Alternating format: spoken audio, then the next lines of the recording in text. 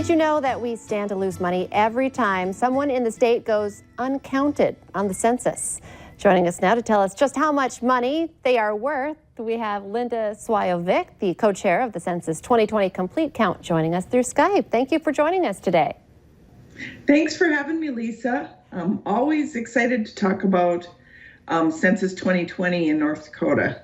Okay, I want to start today with how have U.S. Census Bureau operations changed the schedule specifically, and what are some of the implications for state and counties that are redistricting? Well, the timeline, due to COVID-19, the timeline was adjusted by the U.S. Census Bureau as far as overall operations. Couple of examples of probably some key dates that have changed and will affect folks who have not completed the census. One of those dates is the update leave portion. And update leave is where, for those folks that don't receive mail at their residence, they receive it at a post office box, and some others that have not gotten a notice to invite them to complete the census.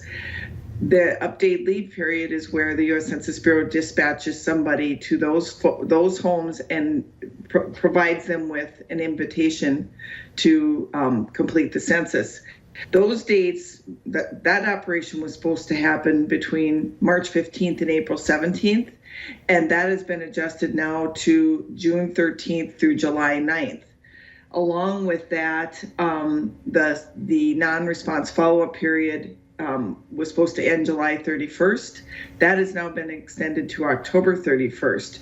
So what does that mean as far as implications for North Dakota and redistricting?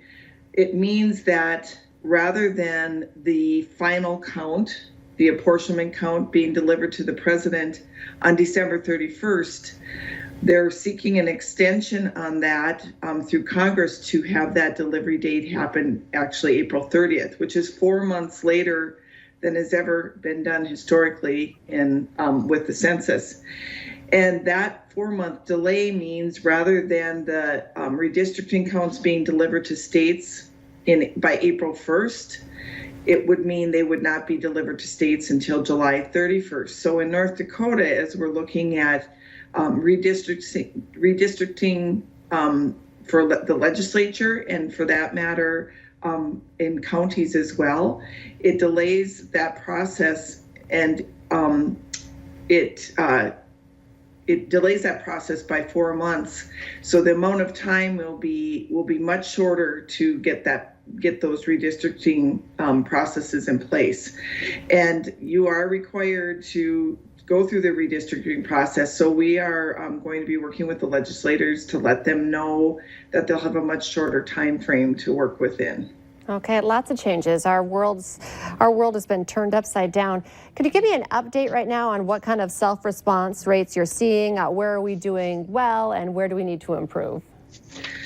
Yes, we are very happy with our response rates in eastern North Dakota, especially in the Cass County, Richland County. The whole east side of the state has overall done very, very well. They're above the national average for responses. Our highest performing county so far in self-response rates, just looking at the results today, is Burleigh County with a little bit of over 67% of self-response rates. And that puts them in the top 20% in the nation of response rates for the county. We actually have a couple of cities who are the number one city in response rate in very eastern North Dakota. I believe that's Northwood. And then overall as a state, we are performing right in with the average of the rest of the country. Today, this morning's self-response rates were at 54.6%, and the national response rate is 54.3%. So we are performing well overall.